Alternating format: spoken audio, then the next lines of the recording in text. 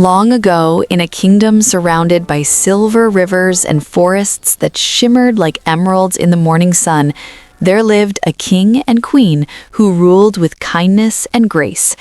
Their castle stood on a hill of white stone, its towers touching the clouds, bells chiming softly with every breeze.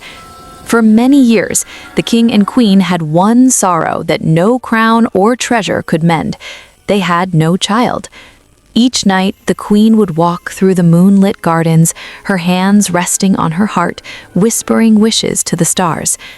"Oh, stars above," she prayed, "grant us a child, one we can love, one who will bring light to this kingdom." And one spring morning, as cherry blossoms drifted like pink snow across the palace grounds, the queen's wish was finally answered.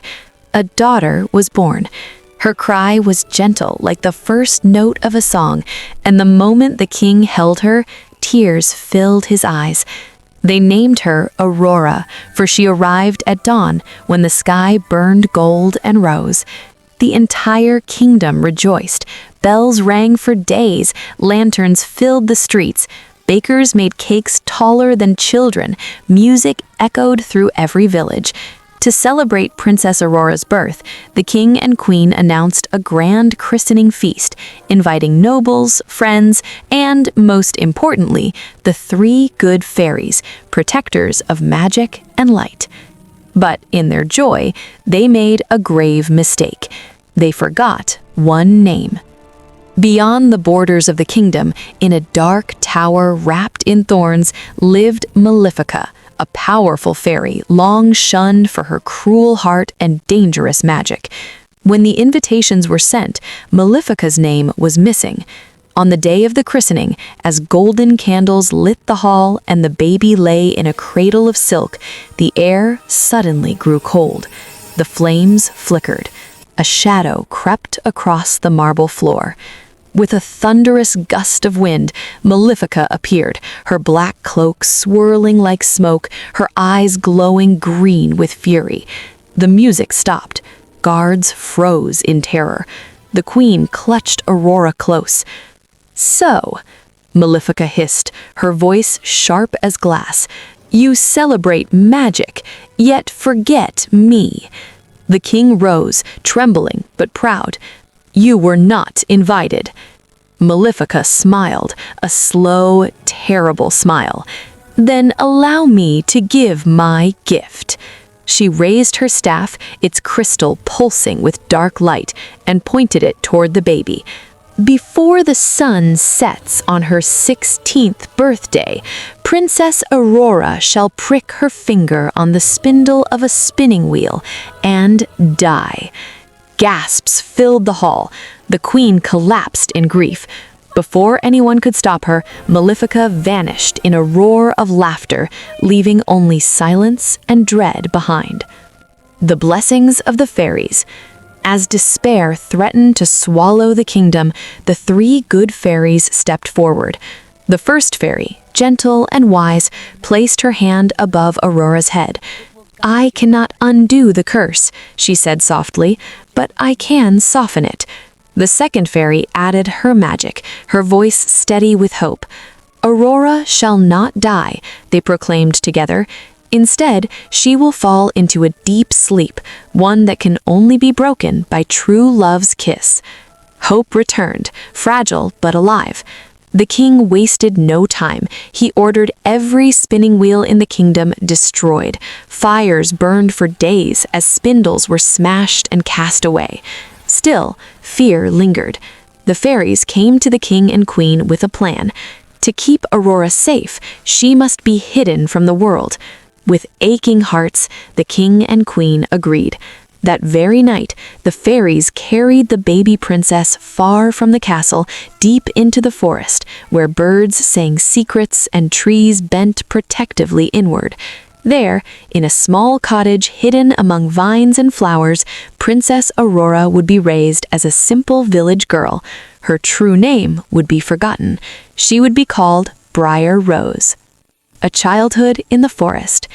Aurora grew up beneath the open sky. She ran barefoot through dew-kissed grass, laughed with woodland animals, and sang songs that made flowers lean closer. The fairies watched over her, disguised as kindly women, teaching her to cook, clean, and dream. Though she did not know she was a princess, royalty lived in her spirit. She was gentle, curious, and kind to everyone she met. Often, Aurora would wander into the forest alone, talking to birds as if they understood her heart. "I feel like something is missing," she once whispered to a deer, "like I'm waiting for something or someone." The forest seemed to listen. On the morning of her 16th birthday, sunlight danced through the trees brighter than ever before. Aurora wandered farther than usual, humming softly. That was when she heard music, a human voice, singing. She followed the sound and found a young prince riding through the forest, his horse calm, his eyes warm. They stared at each other, time holding its breath. "I've never seen you before," Aurora said shyly. "Nor I, you," the prince replied, smiling. "Yet it feels as though I've known you forever." They talked beneath the trees, laughing like children, sharing dreams. Aurora told him she longed for something she could not name. The prince felt the same. As the sun dipped low, he reached for her hand. "Will I see you again?" Aurora nodded. "Yes, tonight, at my home." She did not know why she said it, only that it felt right. They parted, hearts racing. Unseen from the shadows, Malefica watched. That evening, the fairies revealed the truth to Aurora. "You are Princess Aurora. Tomorrow, you return to the castle." The joy she felt was tangled with fear. As night fell, Malefica crept into the castle, her magic weaving shadows through halls long untouched. Aurora, drawn by an eerie glow, wandered alone into a high tower. There, hidden beneath dust and silence, stood a spinning wheel, one that had survived the purge. The spindle gleamed. As if in a trance, Aurora reached out. The moment her finger touched the point, she gasped and collapsed. The curse was fulfilled. Dark magic surged through the castle. All flames went out. Every clock stopped. Aurora fell into an enchanted sleep, as did everyone in the kingdom. Thorns rose like walls around the castle, thick and impenetrable. Malefica laughed, believing she had won. Years passed. The kingdom became a legend. Many tried to break through the thorns, but no one returned.